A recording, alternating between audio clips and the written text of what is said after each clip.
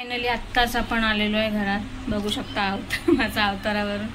आणि फायनली हे तर करून झालंय, नाव कमी झालंय, माझं झालंय, माझ्या बाबांचं देखील झालेलं आहे. पण थोडंसं हे झालं कारण की 1.5 वर्षानंतर अक्षरशः आम्ही गेलो होतो. म्हणजे काम निघालं नसतं तर लक्षच दिलं नसतं.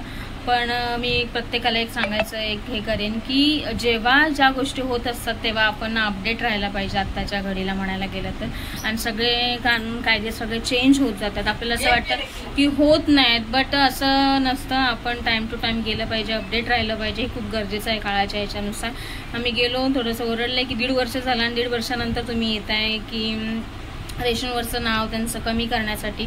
तर मी म्हटलं तिला आणण्यासाठी कोण नव्हतं आईला, आणि मी इथे नसते त्याच्यामुळे ती तिचं बघते, मी माझं बघते. आणि मला आता माझं नाव कमी करायचं होतं त्याच्यामुळे मी इकडे आले होते. आणि त्या निमित्ताने तिला पण घेऊन आले जेणेकरून दोन्ही पण कामं होऊन जातील. तर म्हणे ठीक आहे. आणि बघा हे एवढीशी पावती द्यायसाठी इकडे आपलं रेशन कार्ड मी बॅक कॅमेराने दाखवेन तुम्हाला. 6 तारीख दिलेली आहे, 6 डिसेंबरची. 4 ते 5 टायमिंग असणार आहे आपल्याला. म्हणजे पुन्हा शुक्रवारी आपल्याला ते रेशन कार्ड आपलं जे आहे ते घ्यायला जायचं आहे. आणि त्याच्याबरोबर एक दाखला देतील. ठीक आहे, तो दाखला नाव कमी केल्याचं असणार आहे. आपलं नाव कमी झालेलं आहे रेशन कार्डमधून. तो दाखला घेऊन मग आपल्याला माझं रेशन कार्ड मला नवीन बनवावं लागणार आहे. सो त्या निमित्ताने आज गेलो, पण आज पूर्ण दिवस माझा गेला. 10:30ला तर पोचलो आपण तिथे आणि नंबर आला 12-12:30 वाजेवाजता. म्हणजे इतकी लाईन असते. आणि खरंच आहे ॲक्च्युली, आपण म्हणतो की कामं नसतात, पण भरपूर कामं असतात आतली बाहेरची सगळ्या गोष्टींची तिकडची. कारण की लिखाण काम असताना प्रत्येक गोष्ट आणि प्रत्येक पेपर पडताळणी करावी लागते. बरोबर आहे, व्यवस्थित आहे, नाही आहे.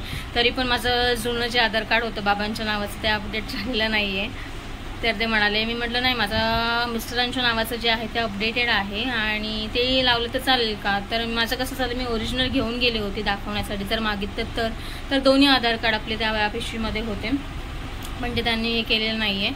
रेशन कार्ड तिकडे जमा झालेलं आहे आपलं. आणि चिठ्ठीला आपल्याला चिठ्ठी घेऊन जायची, ही दिलेली पावती रिसिप्ट आणि दाखवायचं. 4 ते 5 टायमिंग आहे.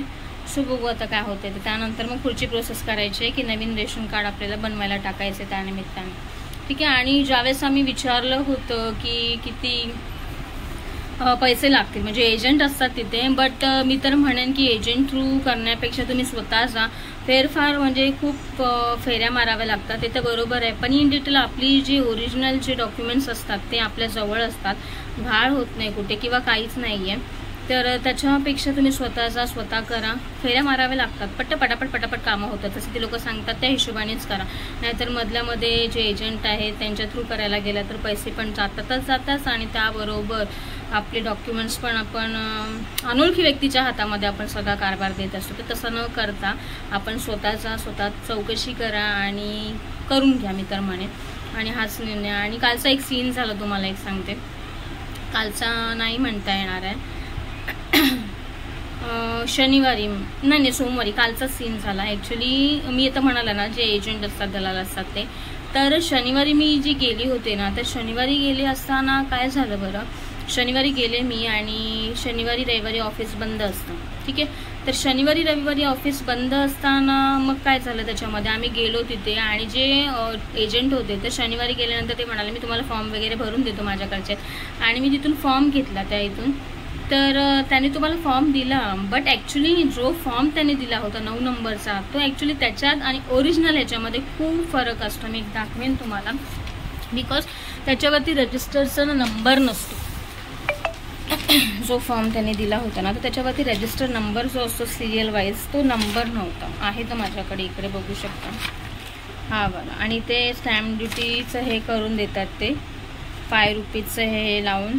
बट हा क्रमांक, हा जो मसुदाचा हे आहे ना, तर हा खोटा आहे, म्हणजे ओरिजिनल नाही आहे. तर इकडे कसं असतं, ह्या साईडला जो हे लावलेलं आहे ना, तिथे स्टॅम्प ड्युटी न येताना तिथे एक नंबर असतो, सिरियल नंबर.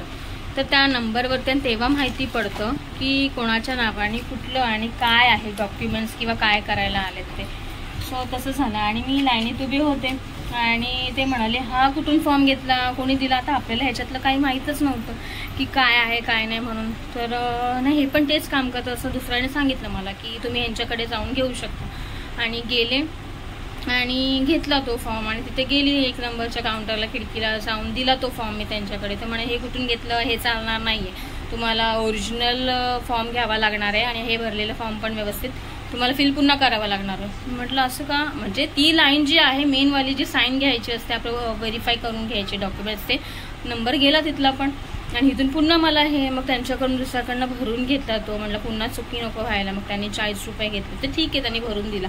बट फॉर्म कधीही घेताना रेशन कार्डला नवीन जाताना किंवा नाव कमी करत असताना कुठलाही, तर तुम्ही त्या ऑफिसमधूनच 2 रुपये घेतात ती लोक फॉर्मचे, आणि फॉर्म आपल्याला तिकडे ओरिजिनल मिळतो. तो घ्या आणि तुम्ही तिकडे जा सरळ. आणि मग त्यांनी फॉर्म वगैरे फिल केले मला. आणि असं झालं की माझ्याकडे जे पैसे होते 10-20 रुपये मी जे चिल्लर घेऊन गेली होती भाई, तर ते माझे झेरॉक्ससाठी गेले तिथेच, आणि 1 रुपयासुद्धा नव्हता माझ्याकडे. आणि मी तर म्हणेन देवाच्या ह्याच्याने कसं पण असतं बघा, मनापासून आपण हे केलं ना कुठलंही काम, तर प्रत्येक गोष्टीमध्ये ना परमेश्वर आपल्या पाठीशी असतो. मी तर म्हणेन आपले कर्म खूप चांगले असतील तर सगळ्या गोष्टी व्यवस्थित होतात. आणि तसंच झालं. आणि मी तिथं 2 रुपयासाठी मी म्हणते की काका अक्षरशः मागायला लागले मला की तुम्ही देताय का, मी तुम्हाला हे करते म्हणून जीपे करते, कारण की तिकडे जीपे चालत नव्हता. ठीक आहे. आणि मी त्यांना बोलले की मी तुम्हाला करते, तुम्ही मला 2 रुपये द्या म्हणून.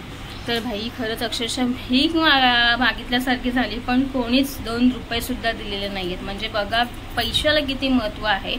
एवढे तर जास्त मागत नव्हती, फक्त 2 रुपयासाठी एवढा मोठा हे झाला. पण बिचारी ताई जी होती ना, वर्षाताई, आपल्या एरियामध्येच राहते ती, आणि ती अशी समोरच बसली होती आणि मी काउंटरला होते. आता म्हटलं कुणाकडे मागू, ही ते 2 रुपयासाठी मला, आणि हे गेले होते त्यांच्या कामासाठी ठाण्याला, पुढे आम्हाला सोडलं. आणि पुढे गेल्यानंतर आता करणार काय म्हटलं, 2 रुपयासाठी एवढा मोठा प्रश्न गहन तिथे हे झाला गंभीर, की विचारावं लागलं आता काय करणार. मग ती समोर मला, प्राची तू इथे काय करते, तर मी म्हटलं अगं 2 रुपयासाठी मला फॉर्म मिळत नाहीये. मग तिने बिचारीने मला 4 रुपये दिले. 1 सोडून 2 फॉर्म घ्यावे लागले मला, एक पप्पांच्यासाठी आणि एक माझ्यासाठी, कारण की ते आता हयात नाही आहेत, त्याच्यामुळे त्यांचं देखील नाव कमी होणार होतं, आणि माझं नाव लग्न झालं ह्या कारणास्तव माझं पण कमी होणार होतं. म्हणजे पैशाला खूप किंमत आहे. आणि माणूस म्हणायला गेला ना, जर माझ्यासारखं असतं तर एखाद्याला खरंच सडळ हाताने हे केली असते, कारण की त्याला गरज आहे सध्या आणि त्याच्याकडे नाही आहेत. पण अशी लोक असतात ना की खरंच खूप म्हणजे खूप वाईट प्रसंग, इतकं वाईट वाटत होतं त्या टायमिंगला. तेव्हा कळलं की भाई 1-1 रुपया आपण जो म्हणतो ना दिले असं देऊन टाकतो, बट त्याला पण खूप किंमत आहे. पण ज्याला जी माहिती आहे किंमत त्याची, तर त्यालाच माहिती आहे, बाकी कोणालाही सांगू शकत नाही या सगळ्या गोष्टी. सो सांगण्याचं एवढंच. आणि एक शनिवारचा सीन झाला होता. आम्ही शनिवारी गेलो होतो निर्वीला पण घेऊन. तर काय झालं होतं, येताना जे डॉक्युमेंट्स फक्त 2 पिशव्या नेल्या होत्या. एक ह्याचं करायचं होतं मला काम बचत गटाचं, तर ती एक पिशवी वेगळी त्याचे डॉक्युमेंट्स होते, आणि रेशन कार्डचं करायचं होतं तर ते रेशन कार्डचे पण वेगळी डॉक्युमेंटची पिशवी होती. तर आम्ही गाडीवरनं येत होतो, निर्वी मध्येच होती. आणि येत असताना काय झालं, पिशव्या दोन्ही पण पुढे त्यांनी लॉक नव्हतं लावलेलं होते. ॲक्टिवाची जी खाली सीटला जे लॉक असतं ना खाली ठेवण्यासाठी, तर लॉक नव्हतं लावलं. ते वरचं युटेल बटन असतं ना, तर त्याच्यावरती त्यांनी पुट केलं होतं. आणि हायवे जो नवीन झालेला आहे ठाण्यातला आणि कळव्याचा मधला जो आहे ना, तर तिथून वरती गाडी अशी टर्न झाली, आणि गेल्यानंतर फक्त पाण्याची बॉटल होती आणि म्हणजे डॉक्युमेंट्स होते सगळे. तर गेलो आणि पिशवी धाडकन उडाली, आणि माझे मोबाईल वगैरे सगळं त्याच्यामध्येच होतं. 2 पिशव्या होते बरोबर. एका पिशवीमध्ये माझे मोबाईल होते, आणि दुसऱ्या ज्यांचे महिलांचं जे होतं ना त्याच्यामध्ये पाऊच होता सगळा माझा. तर पाऊच मी फेकून दिल्याशी ठेवला असता तर दाखवता आला असता मला, पण कचऱ्यात फेकून दिलं. लिटर त्याची एवढी बेकार हालत झाली होती ना, पूर्ण फाटला तो 4 बाजूंनी, आणि चैनीचे तुकडे झाले त्याच्या. आणि निर्वीसाठी खास पाण्याची बॉटल घेतली होती, कारण की तिला कुठेही गेल्यानंतर पाणी तेव्हा लागतच असतं. ज्यावेळेस नसतं त्यावेळेस तहान लागते, आणि नेल्यानंतर तिला तहान लागत नाही बयाला आमच्या. आणि घेऊन गेलो, आणि जी पिशवी उडाली धाडकन भाई, पूर्ण इतक्या ह्याच्याने गेली ना, आणि ती पडली पिशवी. आणि त्या पिशवीमध्ये होती वॉटर बॉटल आणि ते पाऊच होता पॅम्परवाला, तो उडाली. आणि फटकन आवाज आला ना, कारण की ते पाऊचच फाटला जोरात, आणि बाटली पूर्ण हे होऊन गेली पूर्ण, आणि त्यातलं पाणी उडालं. तर मला कसं लांबून ते दिसलं की माझ्या मोबाईलची जी काच आहे ना, मला वाटलं माझा मोबाईल आत्ता गेला. म्हटलं आता काय खरं नाही येईल की माझा मोबाईल तुटला. आता लिटरली अक्षरशः रडत होती मी त्या ब्रिजवरती. पण ज्या पाठच्या त्या टेम्पोवाल्यांनी बघितलं की आमचं काहीतरी सडनली उडालंय, आणि त्या पिशवीवरनं तो काय केला त्यांनी, त्याला माहित होतं की त्यांचं काहीतरी पडलंय म्हणून, पण ते खूप सपोर्टिव्ह असतात. म्हणजे 2 लोक अशी मिळाली मला की ज्यांनी 2 रुपयासाठी माझी मदत केलेली नाही, आणि बिचाऱ्यांनी ती पिशवी खाली पडली म्हणून त्यांनी ना तो टेम्पो जो आहे ना तो मध्ये ती पिशवीच्या इथे घेतलं, आणि आला. तर त्याला काही नाही झालं, तो पुढे गेला आणि पाठच्याला माहिती नाही ना एक्झॅक्टली ती पिशवी पडले. तर त्या बाईकवाल्याने डिरेक्टली ना त्या गाडी पिशवीवरनं नेली गाडी. आणि आम्ही थांबलोय तरी पण माणूस सारखं बोलतं ना की लोक का थांबलेत बरं, काहीतरी पडलंय म्हणून का, पण असा अंदाज नाही लावत. त्याने जाणून बुजून केलं की काय मला माहिती नाही आहे, पण त्याला पण अंदाज नसेल ह्या कारणास्तव. आणि बाटली फुटली भाई, पाणी सगळं निघालं. म्हटलं मोबाईल तुटला माझा. म्हणजे असं अशी क्षण म्हणजे सॅटर्डेला झाले होते ना. आणि गाडीतून येत असताना दोघं पण समोरून आडवेच जात होते, म्हणजे चालवताना असे वाईट ना. म्हणून शनिवारी आणि मंडेला थोडं मला भीतीच वाटते, कारण की त्या टायमिंगला ना कामं होतच नाहीत माझी कधीच. आणि हा चांगला अनुभव आहे मला ह्या गोष्टीचा. सो ठीक आहे, मला या गोष्टी तुमच्याबरोबर शेअर करायच्या होत्या, त्याच्यामुळे हा व्हिडिओ आहे आजचा. सो ठीक आहे, थँक्यू सो मच. आजची सगळी कामं पूर्ण पार पडलेली, ज्याच्यासाठी आज सुट्टी घेतली होती आपली फायनली. आणि आपले कामातले पण खूप छान आहे, सपोर्टिव्ह आहे सगळ्या गोष्टी, त्याच्यामुळे चाललं आहे व्यवस्थित. आपण धड तर सगळं धड असं म्हणतात ते खरंच आहे. आणि थँक्यू सो मच. एवढा व्हिडिओ तुम्ही जर माझा पाहिलात त्याबद्दल खूप खूप आभार. थँक्यू.